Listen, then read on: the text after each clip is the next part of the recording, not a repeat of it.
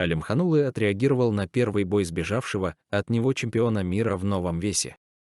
Непобежденный казахстанский боксер средневес Женебек Алимханулы остроумно отреагировал на дебют сбежавшего от него американца Деметриуса Андраде во втором среднем весе. Боксер из США сегодня, 8 января, решением судей взял верх над соотечественником Димондом Николсоном. Их 10-раундовый поединок продлился все отведенное время, по итогам которого Андраде победил со счетом 100-88.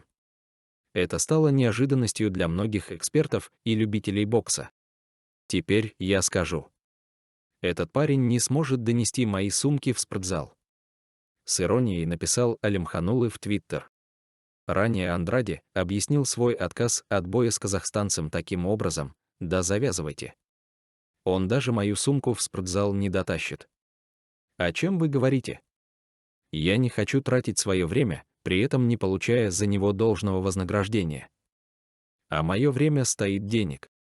Напомним, что американец отказался защищать свой титул WBO в среднем весе против Алимханулы и перешел в новый дивизион.